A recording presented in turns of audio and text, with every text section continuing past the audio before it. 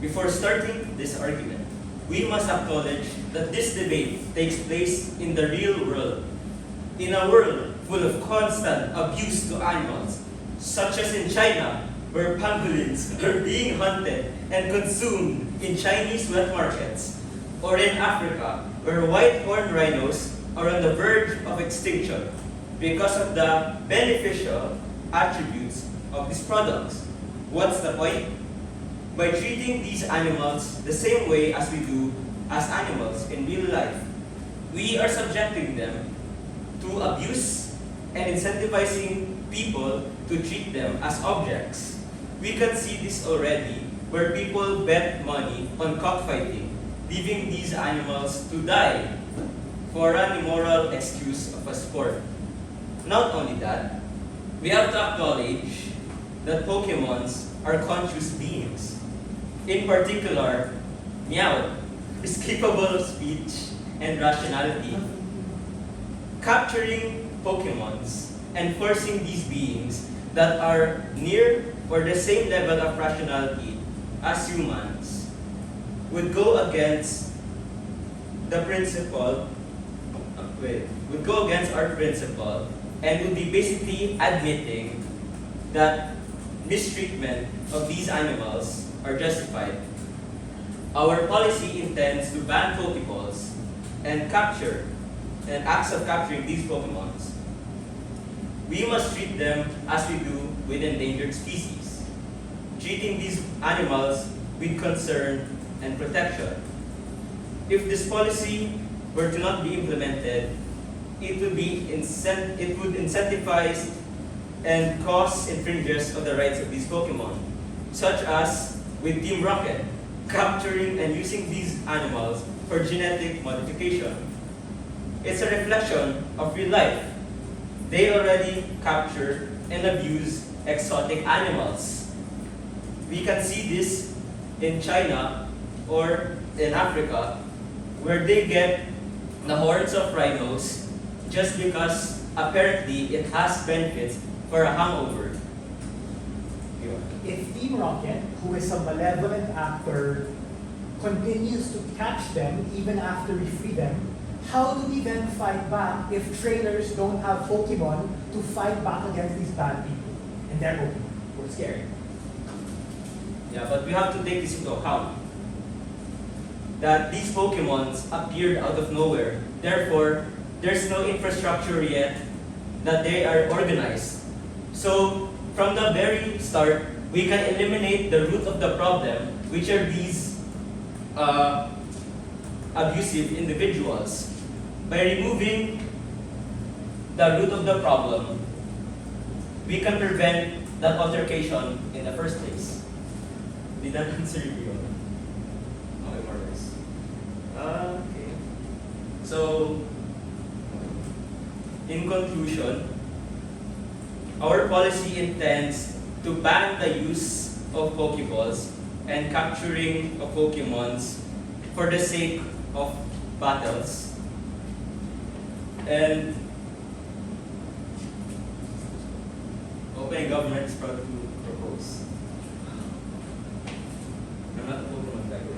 I don't know this. Okay, Prime Minister, your speech ended your speech in 3 minutes and 45 seconds. Thank you very much for that speech. Calling on the Honorable Leader of Opposition. Here.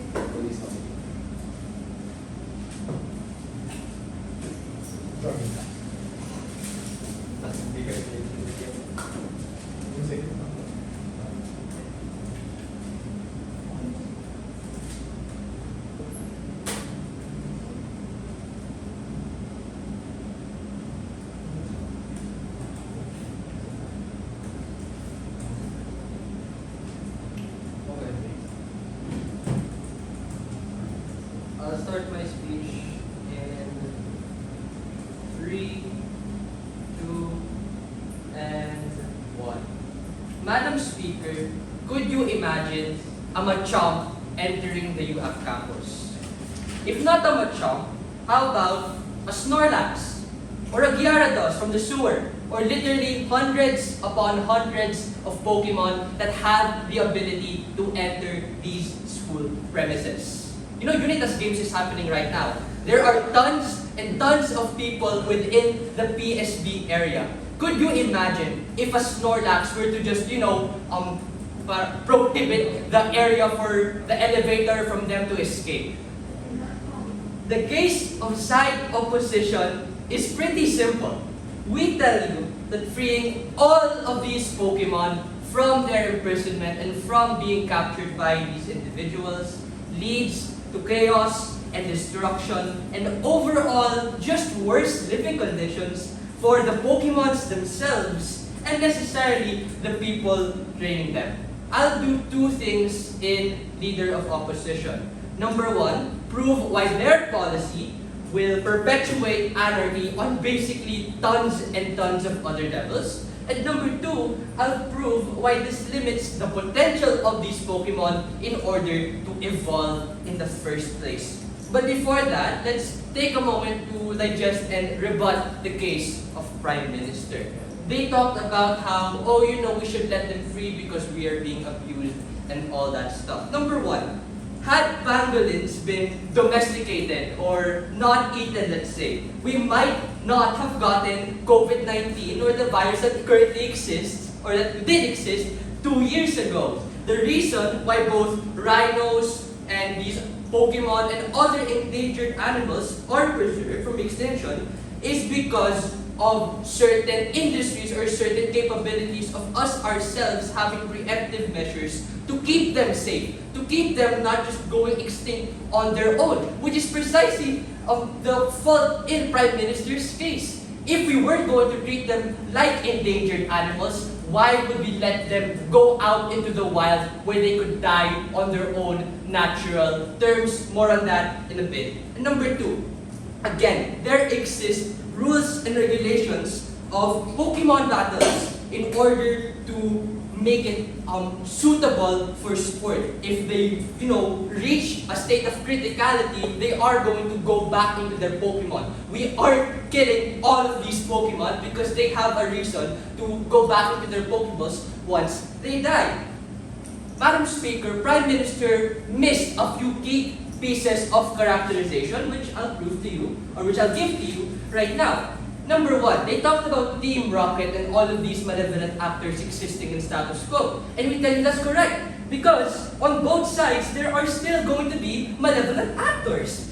But in status quo, in status quo right now, where we do have these Pokemon trainers keeping these Pokemon safe, we protect them through already existing institutions. Like the Pokemon centers, like Nurse Joy, healing all the Pokemon who put their Pokemon inside of the machine or whatever. Or sometimes regulations that prohibit them from dying because of all if they have low HP and all of that stuff. What this means then, that the counterfactual of side government necessarily turns their back on those existing institutions because they want them to let them be free.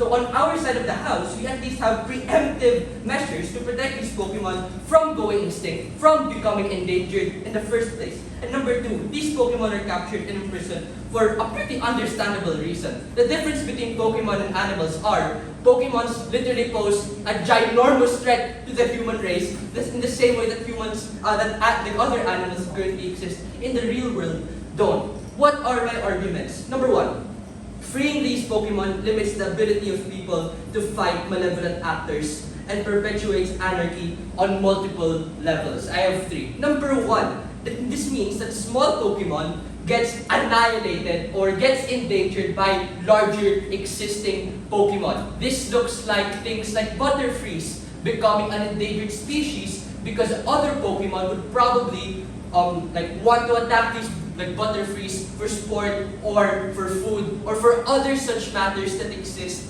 Small Pokemon literally don't have a chance, don't have an opportunity to protect themselves because of the way that this system is in place. Number two, large Pokemon, again, poses a threat to humanity at large. Things like Gyarados can literally annihilate an entire street or literal entire ships. Things like Machamp. Have you ever seen a Machamp? Not too this huge, by the way. But Machamp could literally smash an entire car in half just on his strength alone, these large Pokemon have literally pose a danger to the human race, and they are pretty smart, intelligent beings that have the capability to do that more so than animals that are existing in real life. And number three, which is I guess the most dangerous, the malevolent actors, regardless of the policy that opening up that government want to promote, still will exist and will still continue to do this. The comparative here is that in government side, they are literally going to have all of the malevolent actors have the Pokemon because none of the good guys will have the Pokemon anymore because they'll set them free. And what happens then? What happens then is that all the bad people get all of the Pokemon who can they do whatever they want with it, which leaves no room for security, no room for safety from the people who do want to fight these malevolent beings. Number two, more importantly, freeing these Pokemon limits their chance of evolution. Now, humans play an incredibly important role in the lives of these Pokemon.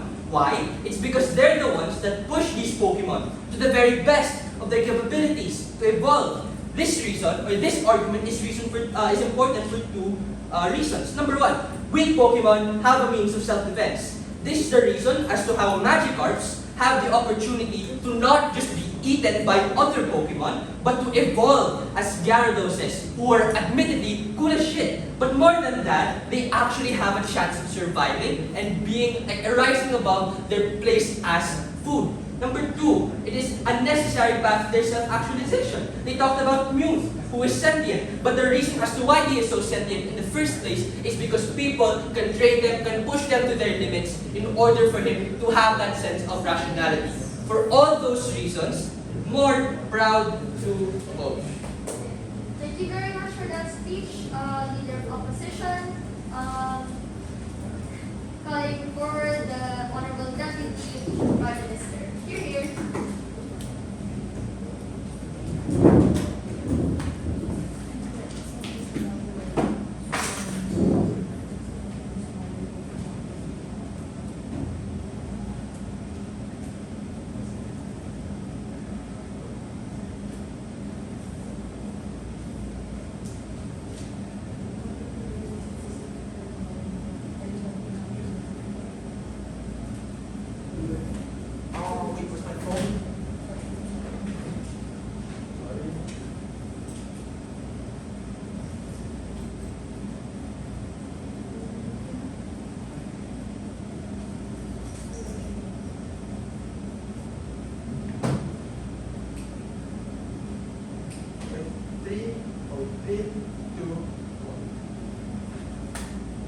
I want to be the very best, like no one ever has. To catch them is my real test. To train them is the cause. All of this taught to us ever since we're children, lies. To train them, I tell you, is not the cause, as this cause is the detriment of these living, conscious creatures' free will. Now, before I get into my arguments, I'd like to interact with the arguments of our last speaker. So, what they have been telling us here earlier, their main argument is that we as our society is not able to stop Pokemon that are like Machamps, Snorlax, Gyarados, as all these Pokemon are known to be very strong creatures.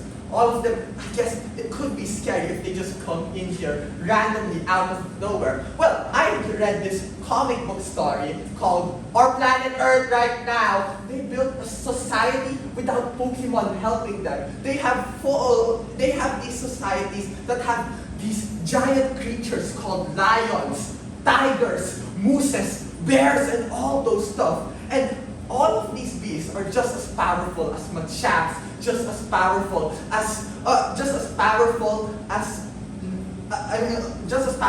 Snorlax. Yet they're also even dumber than our Pokemon right now. As they're acting like these Pokemon are completely stupid and have no idea what they're doing. Well, no. But in this world called our planet Earth, they have weapons, orders, and able to stop these Pokemon. Weapons that we also have, like guns. And threatening things. They have weapons to stop and have these random animals coming in here and coming into their societies. Now, what they're saying is, now they may say that, these Pokemon might be even more stronger than our world's Pokemon. Well, even then, that they are stronger or possibly stronger. They are doing a huge assumption that the Pokemon cannot join us without any sort of free will in their end. They cannot join us without our Pokeballs. They cannot join us without us catching them in the first place.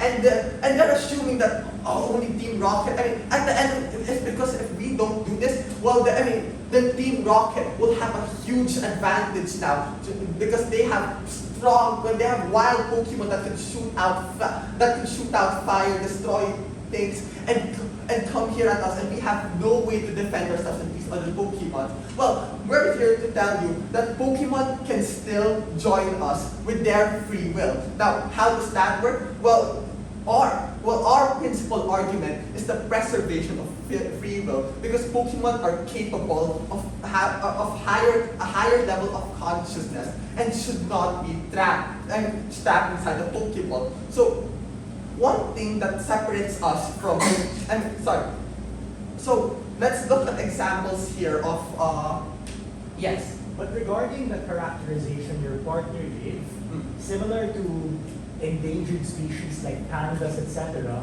Yes. are you then okay with setting them all in the wild and status quo? But my question is, if you do that, don't you think they could become extinct? So all of these things that they're saying, the Pokemon comes into the wild and status quo. There is still evidences of how they say this. Yes, all of these Pokemon in the wild and status quo, they have already been out in the.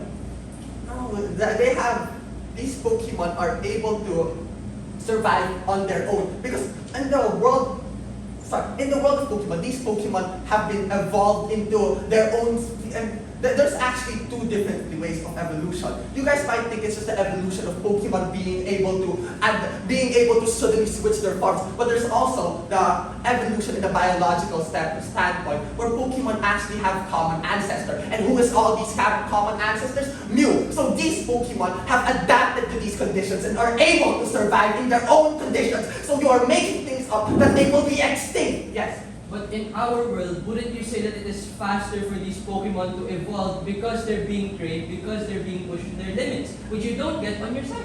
So they are faster to being evolved and trained without to push to their limits? Yes, okay, sure. They will be stronger, they will be able to be stronger. But we can still, how do we say this? We can still get these Pokemon are still able to train in the wild and get strong. How would we have these wild level 78 Machamps out there? How would we have these level 99 Gyarados in the middle of the ocean out of nowhere? Because they are capable of training themselves. They are capable of getting strong in the wild. And these Pokemon are living conscious creatures. Let's look at many psychic type Pokemons. They used, a lot of them, if you read their Pokédex entry, they used to be humans.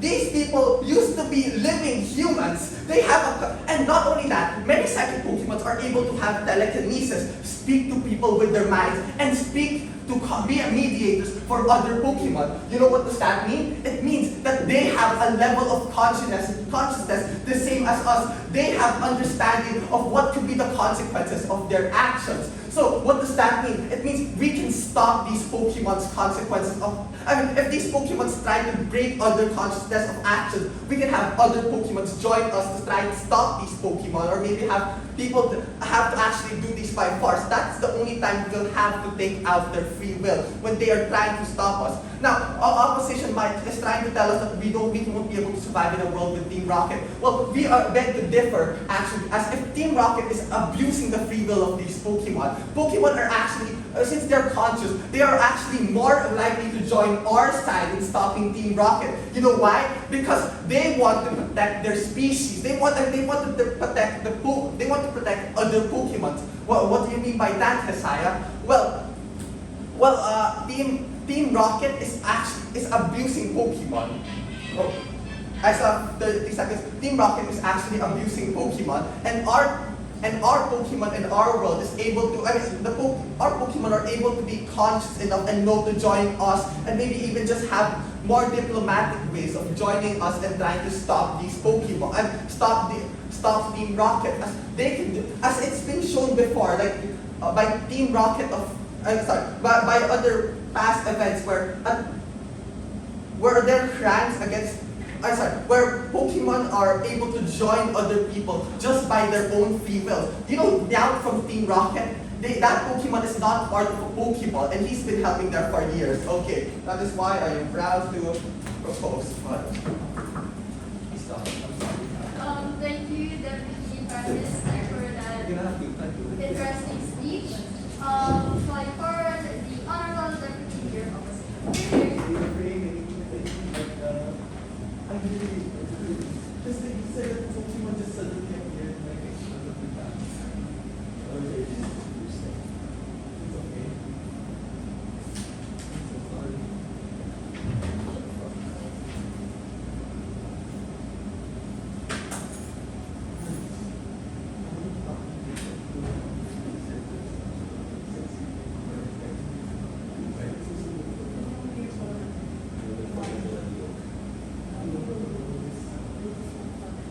Start my speech in 5, 4, 3, 2, 1. Madam Speaker, ladies and gentlemen, if we really want to be the very best that no one ever was, that takes a team. It takes a trainer, it takes a Pokemon, and more than just a team, it takes a village to actually raise them to be the very champions and masters of that particular craft. And newsflash, all of those great things that the previous speaker posits in his intro will no longer happen when they're all set free, and anarchy is likely to happen in this world. Before I move on to my extension, several rebuttals against the immediate previous speaker and government bench in general. Firstly, they gave us this contradictory and confused characterization in terms of the PM telling us that we want to set them free in order for them to not be domesticated so that they can be free in the wild so that they don't get endangered. And then his partner comes up and talks about how if we set them free, or we want to be able to set them free because they deserve this sentience and free will.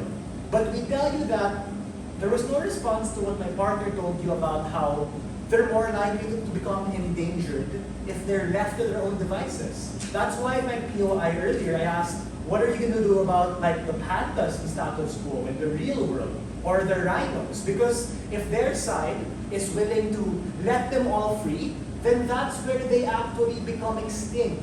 The existence of things like sanctuaries and preservation centers, and even zoos, I'd argue, in status quo, are parallel to the Pokemon centers you have in society to prevent endangered animals and Pokemon who are at risk of extinction for multiple reasons to not be left into their own devices. Secondly, we think that if they're as sentient as he says, with psychic Pokemon like Mew and Mewtwo, then that's super scary. That's akin to a convict or a criminal trying to plot something against society. Or if they're not that malevolent, trying to incept an idea to the smartest of Pokemon trainers and professors. We think that we don't want a society wherein we become subservient to these beasts. We want to be able to keep them in captivity, to domesticate them, to preserve law, order, and peace and status quo, to prevent any risks of these crazy things happening.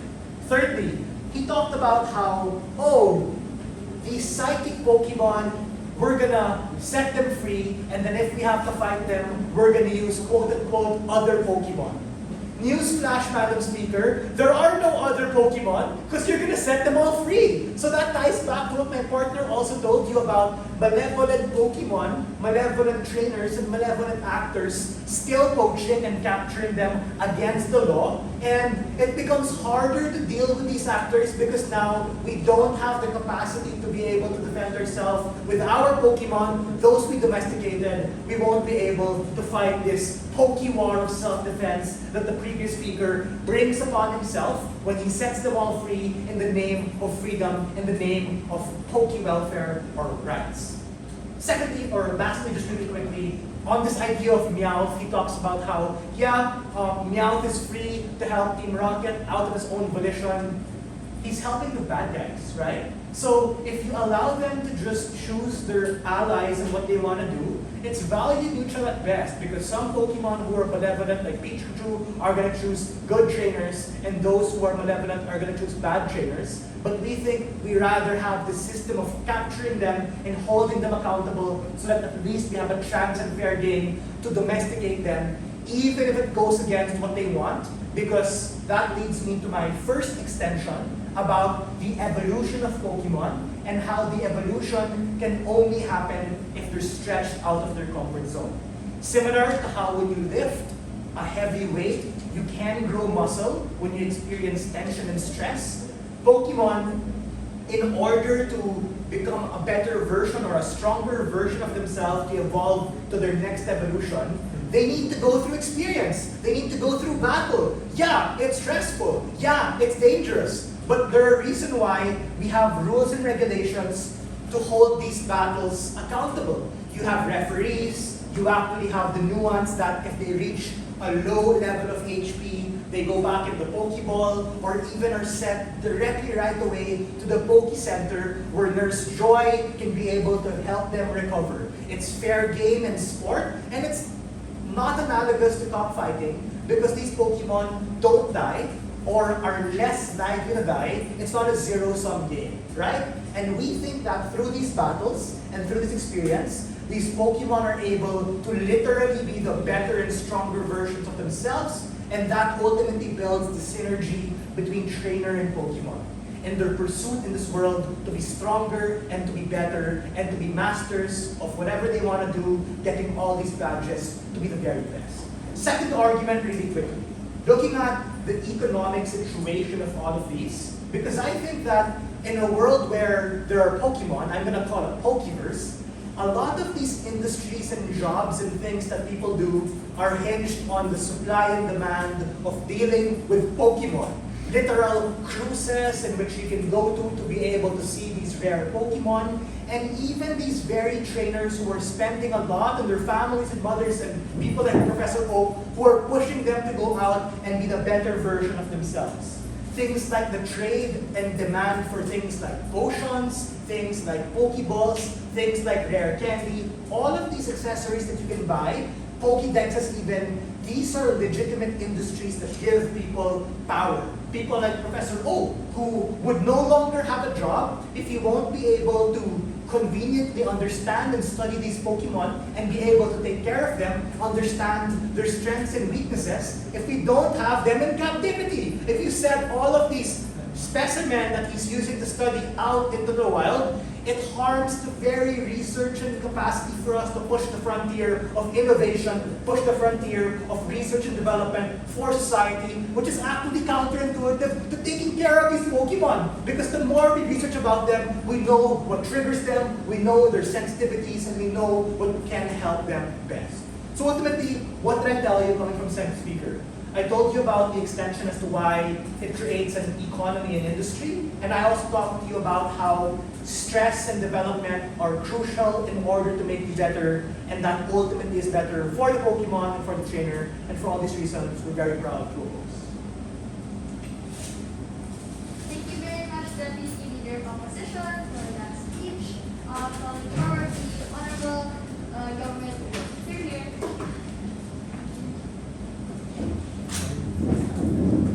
Guys, don't forget the POI.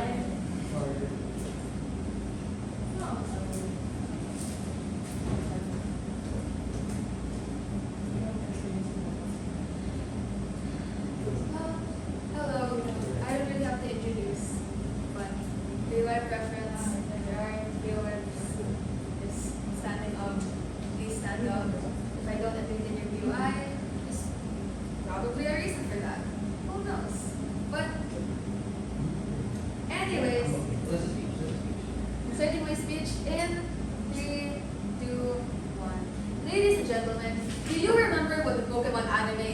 itself is about exploring how Pokemon are mistreated. How, despite our main characters treating them well, giving them jobs, and treating them as if they were people, such as with the nurses like Chansey or Blissey, despite them having stories and emotions, there are still people in the world of Pokemon that want to use them for lowly fighting. They want to misuse them. In the world of Pokemon, these creatures are so far evolved that they are very, very close to human beings. That's something that both speakers of our side said.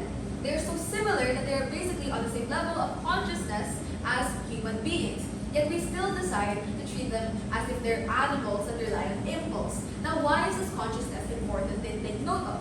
It's because, as my deputy said, when we force these animals to do our bidding, it goes against their capacities, and they could have been helping us willingly, yet they could have been helping us willingly, such as with Meowth or Pikachu, but instead, we decide to treat them like animals in a zoo that exists only for our bidding and our purposes.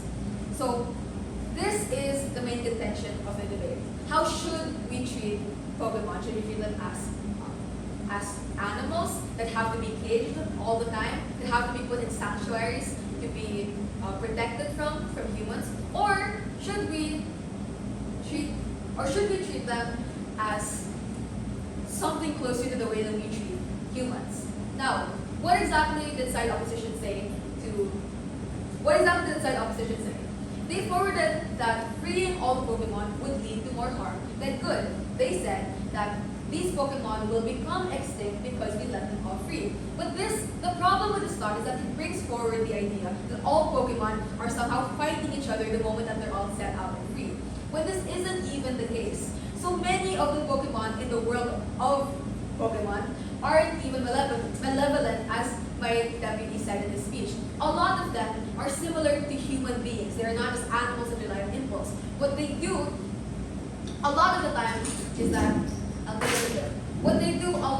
time is that they help people because of how close they are to the sentient levels of human beings. They also said that Pokemon being sentient is so scary because now there might be a motive behind the things that they do. But as I said, that brings forward the idea that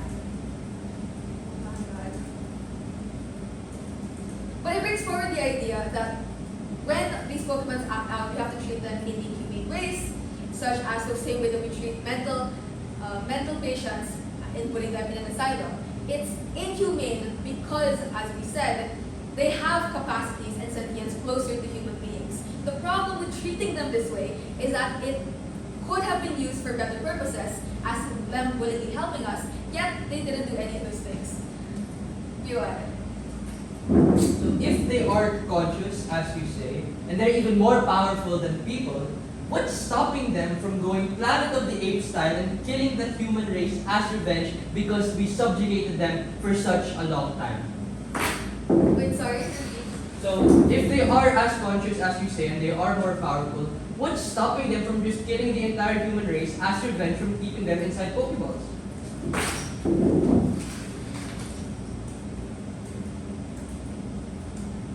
Well, in the world of Pokemon, that doesn't happen because there is control there. But as we've also seen in the world of Pokemon, too much control can lead to the harm of these Pokemons. It can lead to them becoming malnourished. It's evident after every Team Rocket fight that these Pokemon seem to be misused, seem to be malnourished, seem to be tired and exhausted, and yet they still continue to treat them that exact same way. It's inhumane considering their sentience. They wouldn't go completely, berserk on human beings just because they're sentient. Human beings themselves don't impulsively go berserk on other humans. Why would Pokemon have the same instinct to do so? Again, they are not animals. They don't rely on impulse. So the main problem with opposition is that they prefer somewhat of a utilitarian approach, and the harm of that is that it comes at the expense of conscious, intelligent creatures that are very close to the same consciousness as human beings. Side opposition says that there's more harm than good here, but they fail to recognize that their side only benefits humans, not necessarily Pokemon, not Pokemons, who we've already characterized, are very close to human beings. It completely disregards the Pokemons themselves. That being said, we argue that our side benefits these Pokemons even more because we are allowing these Pokemon to choose to help human beings rather than entrap them and make them do it against their will, which could lead to more harm to them, as we've said. As I end my speech, I want to remind everyone here that the theme of Pokemon is literally about treatment and consequently mistreatment. Beyond the colorful animations and the fun adventures and creative designs, it's about exploring how we treat other beings. Our main characters always fight the main villains, and at the end, we always see that it's wrong because these creatures are more than just fighting tools. So, for all those reasons and more, very, very proud to propose. Thank you very much, Government Whip, for your speech calling for the Honorable Opposition Leader. Here we are.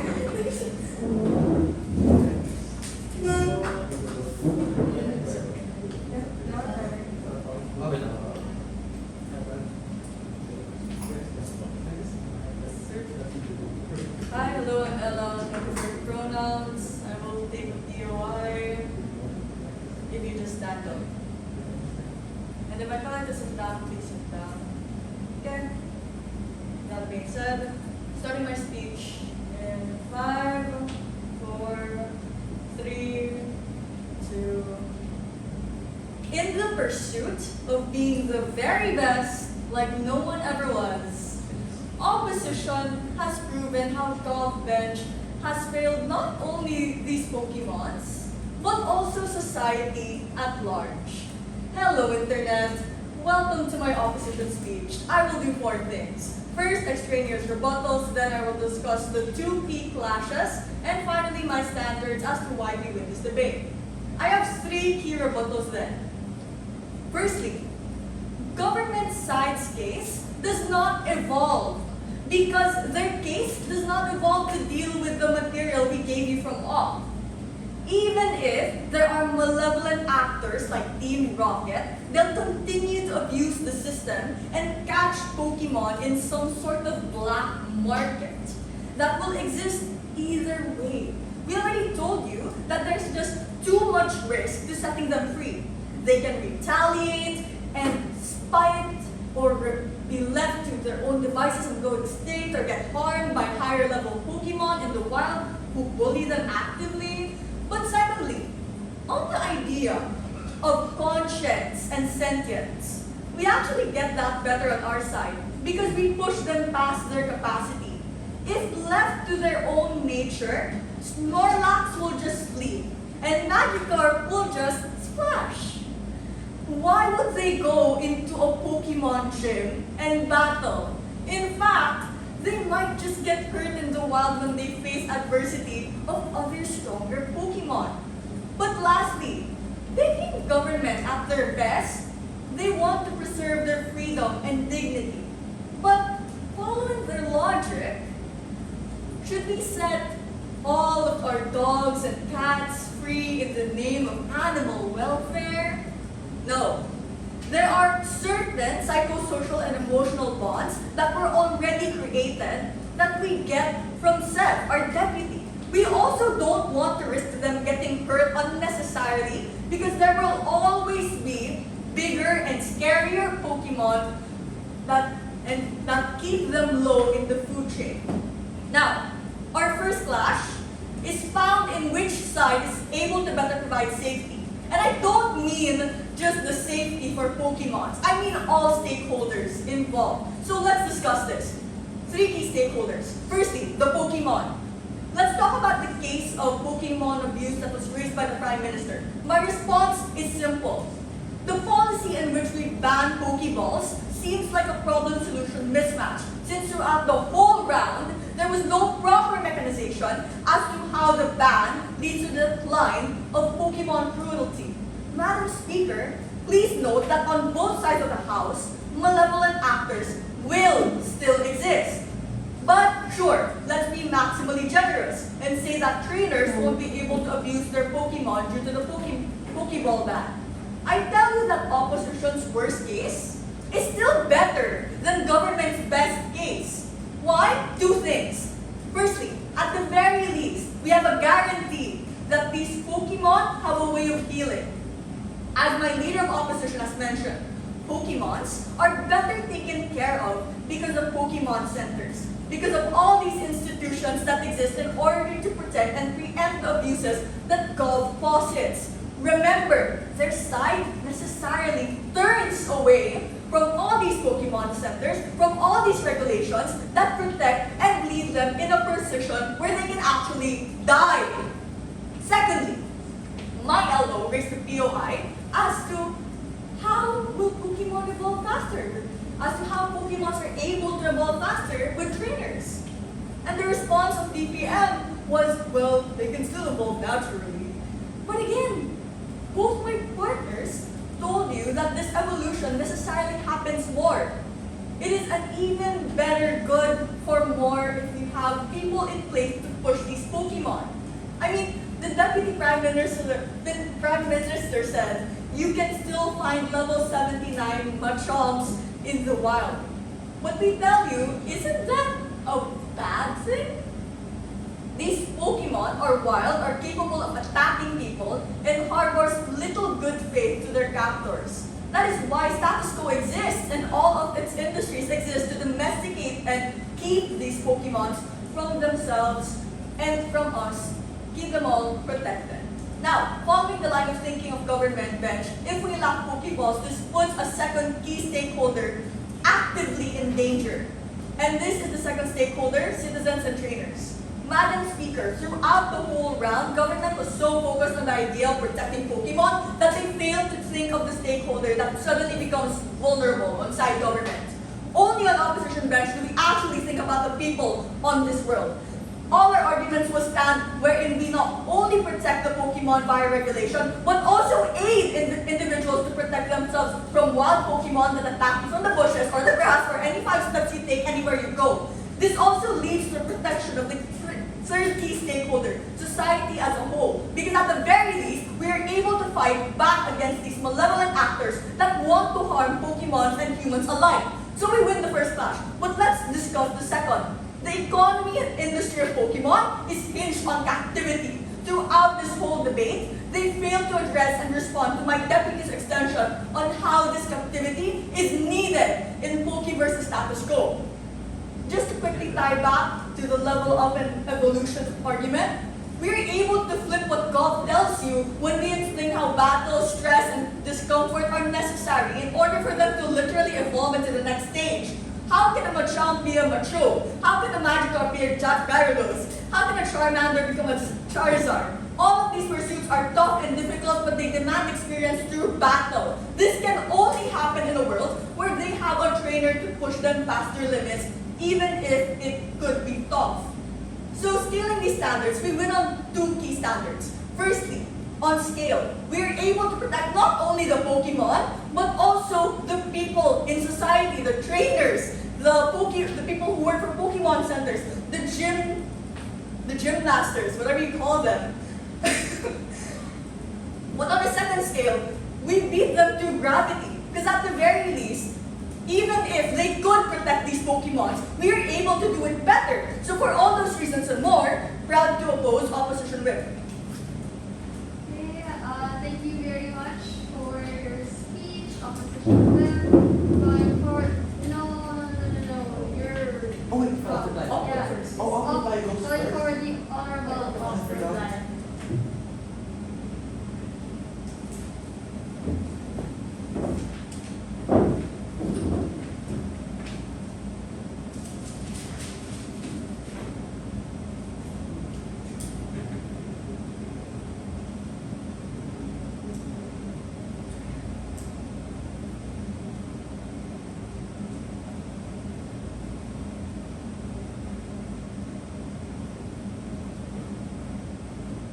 Hi guys, welcome back to training. So here's how my oral adjudication will go. First, I'll give you the call. Second, I'll give general comments. And thirdly, I'll tell you why that side wins. First, very quickly, this was a unanimous decision. It was a clear victory for the side opposition. Secondly, some general comments. Firstly, I feel like there were a lot of characterizations in which could have been more strategic for side government in terms of consistency and in terms of explaining how the Pokeverse and world really worked. I appreciated their parallelisms to endangered species and animals, but on one level, it might not be the most analogous, but on second level, opposition side already dropped that, wherein they already told you consistently throughout speaker by speaker how this could lead to these Pokemon becoming more endangered when you leave them to their own devices. Whether they're going to be eaten by a scarier, bigger level 79 Pokemon, as Isaiah puts it, or as MJ puts it, being out in the wild. Because that's the reason why in status quo, we have things like Pokemon centers to be able to help and rehabilitate them. If we expect them out of their own volition to come and walk into these Pokemon centers and get treatment whenever they want to, that might not happen in all of the cases because some of them might be angry and spiteful at their old masters or just don't know where it is and be intimidated by the urbanization of that particular town, like the Palan town or whatever. Now, why does side opposition take this debate? Firstly, side opposition side takes this debate because in terms of evolution of case time, we were able to tell you consistently as to why this is going to be worse off for society if we set them all free. On the first flash, we talked to you about the anarchy that happens in terms of there being a potential war. Jared talked about how they might retaliate and spite, but he also told you how malevolent actors are continuously going to be there. And that was a preemption that we had from the beginning of our first negative speaker, which their side just continued to parrot down the line with no particular evolution in terms of case. Yes, we heard you. They're going to be malevolent. There are going to be actors who are going to abuse them. And that's exactly why we need to defend ourselves. Why we need to defend the vulnerable. Why we need to defend the Pokemon who are unable to defend themselves, or the weaker trainers who are unable to defend themselves. That can only happen in a world where they continue to be held in captivity and are pushed to their limit. Secondly, why do we win the extension clash? We win the extension clash because my extension earlier about innovation, and more importantly, this evolution that's a direct response against what they told you, is less likely to come to fruition. If we leave them to their own devices to just chill and be happy, they're just gonna, I don't know, eat berries, walk around and be frivolous. Snorlax will sleep and block roads. Nacho will try and lift logs. What incentive do they have to be pushed past their own frontier? And that's exactly what you get coming from our side. We're willing to tell you the trade-offs we're willing to make. We made it very clear early in the round. We told you it's going to be difficult. We told you it might be a bit toxic, it might be stressful. And sure, there may be Pokemon who are going to be pushed past their limit and they might not consent to this. But newsflash, if you want a chance to grow some muscles, or if you want your Pokemon to evolve and be a better version, a stronger version of themselves, you have to push them and impose it. Because if not, they're going to continue to be left in their own status quo, their own devices, where they're probably not going to grow. They might be happy and free in the wild, yes, in the best case, but are we going to be better as a society? Will we learn more about them? Will we be able to take care of the more? Will we be able to protect ourselves and them from other people? The answer is no, which is why they shouldn't be left free. Captivity is the way to go, the motion falls. Thank you. Position reply. Honorable government reply. You're up next.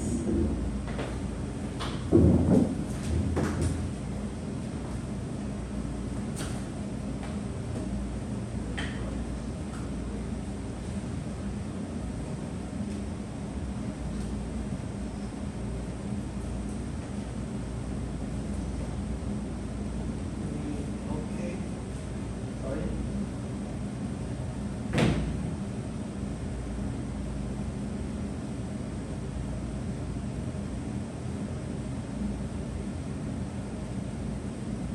Ladies and gentlemen, Pokemon are living conscious creatures. That's what our entire argument, our entire baseline is based on. Now, opposition has made many claims that these Pokemon are going to be stopping them from killing you. If we don't stop them, what's stopping them from maybe killing the human race as vengeance? since these Pokemon have sentience and are able to get revenge on us, some of them, and they also claim that the malevolent or like Team Rocket, Team Plasma, all of those teams might be able to be stronger and be able to capture Pokemon, which will put us in a major disadvantage. And another thing that they say is, what is the incentive structure of the free will Pokemon to actually join us? Well, and another added thing that they talked about, how there might be the economy of Pokemon, but we'll get to talk about that too. And and like what would stop? Yeah, the society might be in danger if we don't have any Pokemon that we can capture, and the extinction of certain Pokemon if they're just left alone to their own vices. So let's first answer the what is stopping. I mean, let's try to talk about what we answered as what's stopping them from killing the human race. We've talked to you about this already. These Pokemon have free will and are capable of stopping and are capable of knowing that what they're doing is wrong, what they're doing is right, or stuff like that.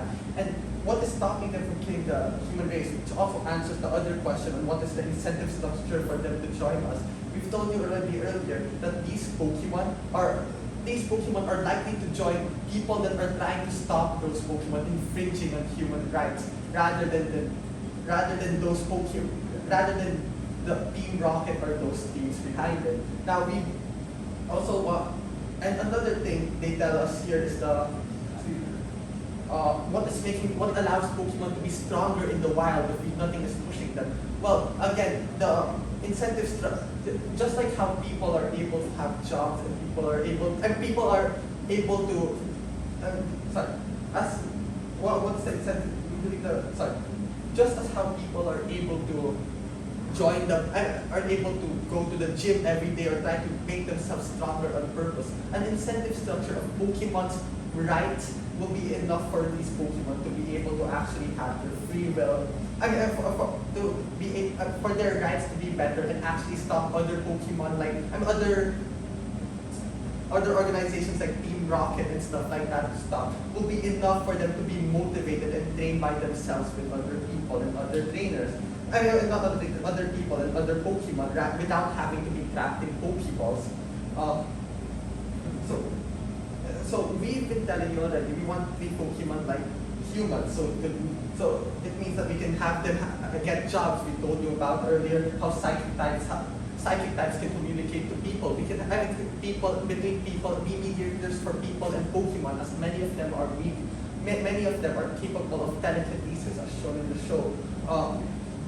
So these could be used as structures for Pokemon and people to have jobs and actually work together without having to, and Pokemon being integrated into society without the use of Pokeballs. In the economy aspects, yes, the economy aspects is not much of a strong suit in this way, but we believe that there could be more. The economy aspects, we didn't say much earlier on, but there could be more jobs for. Well, that is why propose. Okay, thank you very much, everyone, for your speeches. Cross house.